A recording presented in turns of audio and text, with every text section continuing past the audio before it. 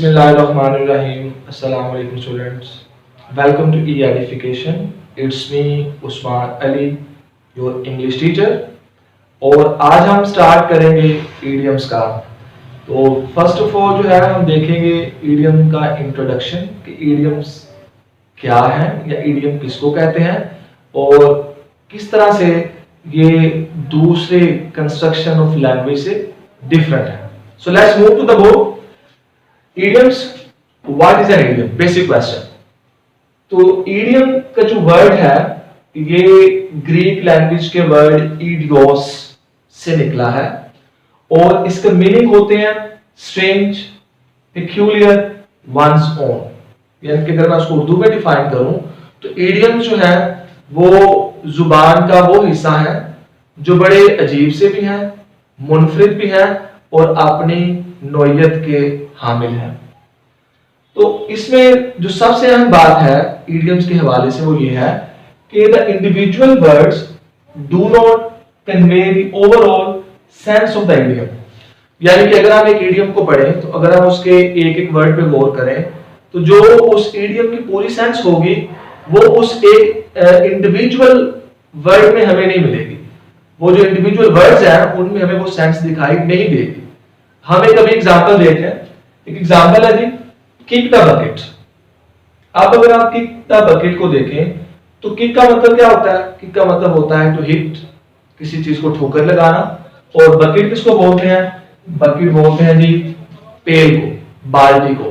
तो अगर आप इसका मीनिंग देखें इसका मतलब क्या हुआ जी? टू हिट द पेल, बाल्टी को ठोकर मारना। लेकिन यह बड़ी अजीब सी बात लगती है कि ये बाल्टी को ठोकर मारना ये किस सेंस में है? तभी हमने देखा कि idioms क्या है? वो स्ट्रेंज है, वो ऑड है, वो पेक्यूलियर है। तो इस सेंस में देखा जाए तो किक द बकेट का मतलब बाल्टी को ठोकर लगाना नहीं है, लफ्जी मतलब यही बन रहा है। लेकिन इसकी सेंस क्या है जी? एक्चुअल इसकी सेंस क्या है? इसका जो सेंस है वो क्लियर होगा तो हमें समझ आएगा कि इसका मतलब है टू डाई। तो kick the bucket never means to hit the pail, बल्कि इसका मतलब क्या है? इसका मतलब है टू डाई, किसी भी शख्स का फोत हो जाना, वफात पा जाना। तो इसलिए जो है idioms को कहा जाता है कि ये एनॉमलीज ऑफ द लैंग्वेज है, ये लैंग्वेज की एब्रेशन है, ये लैंग्वेज का किसी हद तक बिगाड़ भी है कि इसमें मीनिंग वो नहीं होंगे जो हमें one by one individual words में नजर आएंगे। तो स्टूडेंट्स आज के जो idioms हैं उनको डिस्कस करते हैं। तो हमारे पास जो पहला idiom है ये है जी apple of one's eye. It means something और समवन वेरी इंपॉर्टेंट। कोई एक ऐसा शख्स या कोई एक ऐसी चीज जो कि बहुत ज्यादा अहम हो, बहुत ज्यादा दिल अजीज हो। और उर्दू में इसके लिए बोला जाता है जी आंख का तारा होना, किसी चीज का बहुत ज्यादा महबूब होना, पसंदीदा होना। तो इसके पीछे जो है अगर हम देखें तो इसके पीछे इसकी हिस्ट्री क्या है, ये idiom किस तरह से वजूद में आया, इसके एग्जिस्टेंस के पीछे क्या स्टोरी जो है वो एग्जिस्ट करती है। तो एक्चुअली इसके पीछे जो है अगर हम देखें तो हमारी आई जो है, आई के अंदर जो है बिल्कुल एक गोल सा एक प्यूपल सा मौजूद है। एक प्यूपल है वो राउंड शेप में है और ये जो राउंड शेप है इसी की बिना पे इसको जो है वो एप्पल भी कहा जाने लगा कि ये एप्पल ऑफ द आई है। कौन सा? ये जो हमारी आंख के अंदर गोल शेप की ये फॉर्मेशन जो मौजूद है, जो प्यूपल है। तो इस बिना पे क्योंकि ये जो प्यूपल है ये हमारी आई साइट में भी एक अहम किरदार अदा करता है, तो इस किरदार की बिना पे ये जो है प्यूपल ऑफ द आई या एप्पल ऑफ द आई से मशहूर हो गया। तो यहीं से idiom जो है वो डिराइव किया गया एप्पल ऑफ वंस आई, यानी किसी की आंख का तारा, किसी का बहुत ज्यादा पसंदीदा या महबूब शख्स या चीज। जैसे कि हम इस idiom में देख सकते हैं कि their only son is an apple of their eyes, they don't let him stay away for a moment। कि उनका जो बेटा है वो इकलौता उनका जो बेटा है वो उनके लिए बहुत अहम है। वो इतनी उससे मोहब्बत करते हैं कि एक लम्हे के लिए भी उसको आंख से ओझल होने नहीं देते। तो उसका मतलब है एप्पल ऑफ वंस आई, ये idiom अखज़ किया गया है, डिराइव किया गया है आंख की शेप के हवाले से कि आंख के अंदर जो राउंड शेप की फॉर्मेशन मौजूद है वो एप्पल से रिलेट करती है और वो आई साइट के लिए बहुत इंपॉर्टेंट है। इसलिए वो चीज जो बड़ी अहम हो या वो शख्स जो बहुत अहम हो, जो बड़ा पसंदीदा हो, उसके लिए ईडियम बोला जाता है एप्पल ऑफ वंस आई। इस तरह से अगर हम सेकंड ईडियम देखें एप्पल ऑफ डिस्कॉर्ड, तो एप्पल ऑफ डिस्कॉर्ड जो है इसका मतलब तनाज़ या झगड़े का सबब होना, झगड़े की वजह बनना। तो इसके पीछे एक पूरी एक ग्रीक मिथोलॉजी में एक पूरी एक कहानी मौजूद है और वो कहानी है कि आगे कहानी कुछ यूं है कि ये गॉड और गॉडेसेस जिनके नाम जो है वो थीटिस और पीलियस है, इन दोनों की शादी थी।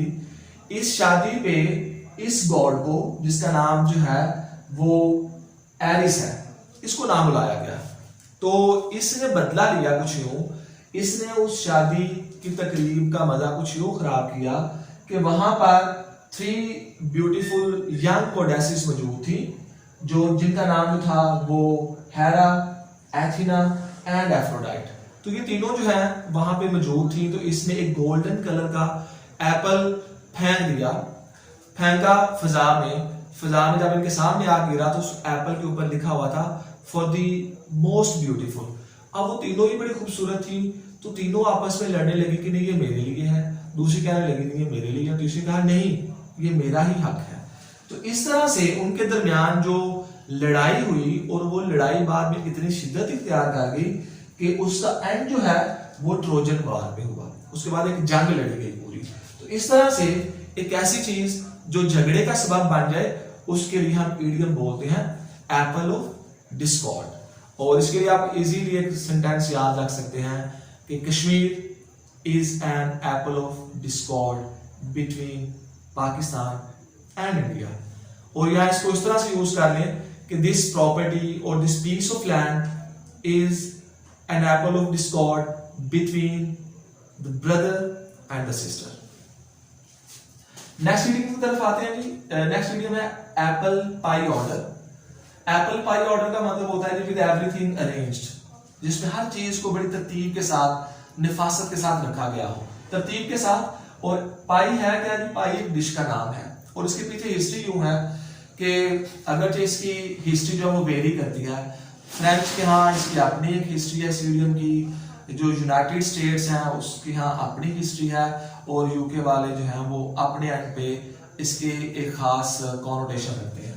लेकिन अमूमन जो है जो ज्यादा अग्रीएबल है वो यही है कि पाई एक डिश है और ये डिश जो है उसके अंदर जो एप्पल के स्लाइसेस हैं उनको बड़ी नफासत के साथ, बड़ी तरतीब के साथ रखा जाता था। तो हर वो चीज जहां पे नफासत का जिक्र आया, जहां पे अरेंजमेंट का जिक्र आ गया, तो वो रिलेट कर गया किसके साथ? ईडियम एप्पल पाई ऑर्डर के साथ। तो बाद में हर वो चीज जहां पे अरेंजमेंट दिखाई देती थी या जहां पे अरेंजमेंट रिक्वायर्ड होती थी वहां पे कहा जाने लगा कि इसको इस तरह से अरेंज होना चाहिए जैसे एप्पल की पाई बनाई जाती है, जैसे एप्पल वाली डिश बनाई जाती है, वहां पे जैसे एप्पल के स्लाइसेस लगाए जाते हैं, इसको उसी तरतीब के साथ, उसी खूबसूरती के साथ जो है नजर आना चाहिए। तो इसके लिए हम सेंटेंस बना सकते हैं कि when I went to my host house everything was arranged in apple pie order. Next हमारे पास जो है वो ईडियम है जी अबव बोर्ड। अबव बोर्ड का मतलब होता है जी दयानतदार, ऑनेस्ट। और इसके पीछे जो है एक बड़ी इंटरेस्टिंग सी स्टोरी है कि यूरोप में जो है जब गैम्बलिंग खेली जाती थी, जुआ खेला जाता था, तो वो जिस टेबल के गिर्द बैठे होते थे तो बहुत सारे जो लोग थे वो क्या करते थे, अपने कार्ड जो वो नीचे छुपा लेते थे और दूसरों के कार्ड देख लेते थे चोरी चोरी। और बाद में ये रूल बन गया कि अब ये कार्ड छुपाएंगे नहीं, बोर्ड के नीचे नहीं रखेंगे, टेबल के नीचे नहीं होंगे, बल्कि कहां पे आएंगे? ये टेबल के ऊपर आएंगे। तो वहां से जो है फिर अबव बोर्ड का ईडियम शुरू हुआ जिसका मतलब हुआ दयानतदार, दयानतदारी के साथ कोई काम करना। तो हम कह सकते हैं कि mister Ali is above board in his dealings. इस तरह से जो आज का हमारा लास्ट ईडियम है दैट इज ABC। ABC कहते हैं जी इब्तदाई इल्म को, किसी भी ब्रांच ऑफ नॉलेज का जो बेसिक नॉलेज होता है उसको हम बोलते हैं ABC। और ये ईडियम कुछ इस तरह से अपने पीछे एक हिस्ट्री रखता है कि 15th सेंचुरी से लेके 17th सेंचुरी तक जो है यूरोप में जो बच्चों के लिए जो कायदा होता था, जो बच्चों के लिए जो बुक होती थी इंग्लिश के हवाले से, उसका नाम क्या था जी? चिल्ड्रन बुक, जो उसको कहा जाता था ABC। तो ABC क्या थी? ABC बच्चों की किताब थी जो बेसिक नॉलेज सिखा रही थी। तो इस तरह से यहाँ से ईडियम शुरू हो गया ABC, बेसिक नॉलेज, इब्तदाई इल्म। तो हम इसको सेंटेंस में यूज कर सकते हैं, I don't know the ABC of mathematics. तो मैथमेटिक्स तो मुझे नहीं आता, तो इसलिए मुझे उसकी ABC का भी पता नहीं है।